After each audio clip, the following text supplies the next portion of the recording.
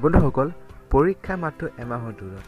আশা কৰোঁ আপোনালোক সকলোৱে ভালদৰে হাৰ্ডৱৰ্কৰ সৈতে প্ৰিপেৰেশ্যন কৰি আছে। তো আজি মই আপোনালোকক ক'বলৈ লৈছোঁ 6টা মিষ্টেক, যিকেইটা মিষ্টেক আপুনি এক্সাম হলত অথবা এক্সামৰ দিনত কৰা উচিত নহয়। তো কি মিষ্টেক চাবলৈ ভিডিঅ'টো শেষলৈকে চাই থাকিব।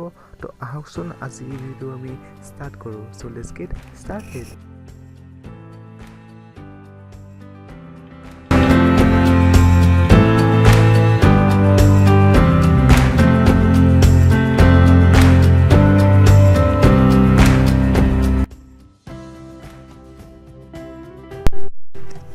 কি হয় আমি প্ৰিপেৰেশ্যন কৰাৰ পিছতো কি হয় সেইদিনা যিদিনাখন এক্সাম আছে কি মিষ্টেক এনেকুৱা আমি কৰি পেলাওঁ, যি মিষ্টেকছে লাষ্টত গৈ আমাৰ হাৰ্ডৱৰ্কৰ পৰা কিছু মাৰ্কছ কাঢ়ি লৈ যায়। তো বন্ধুসকল, এই ভিডিঅ'টোত 6টা এনে মিষ্টেকছৰ বিষয়ে কথা পতা হৈছে যিকেইটা আপুনি এক্সামৰ সময়ত কৰা উচিত নহয়। তো প্ৰথম মিষ্টেকটো ধৰণৰ ইমেজিন কৰিব, ধৰি লওক আপুনি 15 মিনিট পৰীক্ষাৰ বাবে আছে আৰু আপুনি এক্সাম হলৰ বাহিৰত থিয় হৈ আছে, তাৰ ভিতৰত সোমাই আছে বা সোমাব দিলে যদি ভিতৰত সোমাবই আছে। সেই 15 মিনিট আপুনি কিছু লোকে হয়তো বহুতো ঠাইত দেখা যায় যে সেই কিছুমান ছাত্ৰ ছাত্ৰীয়ে নিজৰ কিতাপ উলিয়াই পঢ়া দেখা যায়, কিতাপ বা নিজকে মনত পেলোৱা কিতাপ নুলিয়াই হ'লেও মনত পোৱা দেখা যায়। কিন্তু সেইটো কোনো প্ৰয়োজন বোধ মই নাভাবোঁ প্ৰয়োজন আছে বুলি, কাৰণ সেইটো এটা মিষ্টেক বুলি মই ভাবোঁ। কাৰণ সেইটো বাৰে বাৰে আপুনি লাষ্টত 15 মিনিটলৈকে আউৰ কোনো প্ৰয়োজন নাথাকে। মই ভাবোঁ সেই 15 মিনিটত আপুনি নিজকে ৰেডি কৰা উচিত, নিজকে কনচেনট্ৰেট কৰা উচিত সেই পৰীক্ষাটো ভাল কৰিবলৈ, ভাল নম্বৰ আনিবলৈ। তো ছেকেণ্ড মিষ্টেকটো এনেধৰণৰ। আৰু ছেকেণ্ড মিষ্টেকটো মষ্টলি কমন ষ্টুডেণ্ট, কাৰণ ছাত্ৰ ছাত্ৰীসকলে ভালদৰে প্ৰশ্নটো পঢ়ি নোচোৱা মিষ্টেক। তো বন্ধুসকল, এই মিষ্টেকটো হয়তো আমাৰ সকলোৰে লগত এবাৰ ঘটিছে। আমি যেতিয়া প্ৰশ্ন হয় তেতিয়া আমাৰ মানে থাকে 3 ঘণ্টা টাইম, 100 মাৰ্কৰ প্ৰশ্নৰ টাইমৰ নাটনি হ'ব বুলি আমি প্ৰশ্নটো স্পীড কৰিব আৰম্ভ কৰোঁ। সেই সময়তে আমি কিছুমান প্ৰশ্ন থকা প্ৰশ্ন আমি ভালদৰে নোট অফটো নাচাওঁ কৰি যাওঁ। উদাহৰণস্বৰূপে এইটো প্ৰশ্ন আপুনি স্ক্ৰীনত দেখিব পাৰে, য'ত নেকি নোট আছে, আপুনি ন'টিছ কৰিব পাৰিছে from the given offense which is not a rational number. এনেধৰণৰ মিষ্টেকছবোৰ আপুনি এভইড কৰি আপুনি এক্সামত ভালদৰে মাৰ্কছ আনিব পাৰিব। আৰু এটা কথা এড কৰিব বিচাৰিছোঁ, আমি থাকিব কিছুমান প্ৰশ্ন থাকে এনি 6টা প্ৰশ্ন কৰিব থাকে, কিন্তু আমি গোটেই 7-8টা প্ৰশ্ন কৰি দিওঁ।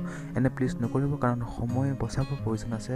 সেই বস্তুবোৰ যদি আমি 1 নম্বৰ সেই গোটেই 5টা-7টা যদি নেকি 5টা কৰিলে হয়, যদি আমি 7টা কৰিলে নালাগিব, সময় গুচি যায় বহুতখিনি। তো এনে নকৰিব। আৰু যদি আপুনি প্ৰশ্নখন ভালকৈ চেক কৰিব, আপুনি যদি কিবা ডাউট থাকে, প্ৰশ্ন কিবা প্ৰিণ্ট নহওঁ, তেনেহ'লে প্লিজ এক্সাম হলত থকা ছুপাৰভাইজাৰক সেই বিষয়ে অৱগত কৰাব। তো থাৰ্ড মিষ্টেকটো আমি আৰম্ভ কৰিছোঁ। থাৰ্ড মিষ্টেকটো হ'ল এনেধৰণৰ students skip questions in between, later comes আমি প্ৰশ্ন কৰি থকা অৱস্থাত প্ৰশ্নৰ মাজত আমি কিছুমান প্ৰশ্ন চিট কৰোঁ, পিছত কৰিম বুলি ভাবোঁ, কিন্তু সেই পিছততো আৰু এক্সাম হ'লে কেতিয়া ঘূৰি নাহে। প্ৰায় বস্তু ক্ষেত্ৰত এইটো ঘটনা হয়। তো আমি যে সেই সময়ত এইটো টাইম নোহোৱাৰ কাৰণে হয়, সেইকাৰণে আপুনি চাৰ্কুল আকাৰে এটা আপুনি চাৰ্কুল এটা মাৰি দিব, যিটো প্ৰশ্ন আপুনি কৰিবলৈ থাকি গ'ল সেই প্ৰশ্নটো এটা চাৰ্কুল আপুনি ৰাখি দিব। তো 4 নম্বৰ মিষ্টেকটো এনেধৰণৰ। 4 নম্বৰ মিষ্টেকছত আপুনি গিভ আপ, মানে আপুনি নিজৰ আশাবোৰ কেতিয়াও নেহেৰুৱাব। তাত একো প্ৰশ্নই পৰীক্ষা হলৰ পৰা এইটোৱে নাহিব, গোটেই 100ৰ ভিতৰত যিবোৰ 5 নম্বৰ কুৱেশ্যন সেইবোৰ আপোনালোকে বিশেষকৈ নেৰিব। ধৰি লওক আপুনি সেই 5 নম্বৰ কুৱেশ্যনৰ কিছুমান প্ৰশ্নৰ 2টা বা 3টা পইণ্টে থাকিব, সেই 2টা বা 3টা পইণ্টে আপুনি সেই প্ৰশ্নটোৰ বাবে লিখি থৈ দিব, কাৰণ 1 নম্বৰটো আপুনি পাব। সেই 1 নম্বৰে আপোনাক পিছলৈ গৈ বহুতখিনি সহায় কৰিব, কাৰণ প্ৰতিটো মাৰ্কে আপোনাৰ গ্ৰাউণ্ড হ'ব, সেইটো আপুনি ধ্যান ৰখাটো উচিত। তো 5 নম্বৰ মিষ্টেকটো হ'ল এনেধৰণৰ। 5 নম্বৰ মিষ্টেকত আছে আপুনি 1 নম্বৰ কুৱেশ্যনৰ যেতিয়া বহুতখিনি সময় কটাই দিয়া মিষ্টেক।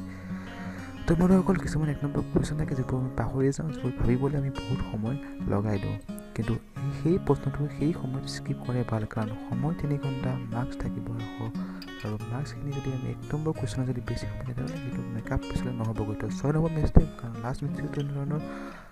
শেষত পৰীক্ষা দি হোৱাৰ পিছত যেতিয়া আমি কিছুমান প্ৰশ্নৰ ডাউট থাকে, সেই প্ৰশ্নটো আমি আমাৰ বন্ধু বান্ধৱীৰ লগত আলোচনা কৰোঁ। সেই প্ৰশ্নটো আপোনাৰ শুদ্ধই হওক বা ভুলাই হওক, সেই প্ৰশ্নটো প্লিজ আপোনাৰ বন্ধু বান্ধৱীৰ লগত আলোচনা নকৰিব। মই এনেকৈ কিয় কৈছোঁ, কাৰণ আপুনি সেই প্ৰশ্নটো যদি আপুনি বন্ধুৰ লগত ডিছকাছ কৰে, তেনেহ'লে আপুনি বন্ধুৱে যদি আপোনাৰ বেলেগ এটা উত্তৰ কৰি তেতিয়া আপোনাৰ ষ্ট্ৰেছ হ'ব, আপুনি দোষী হৈ যাব।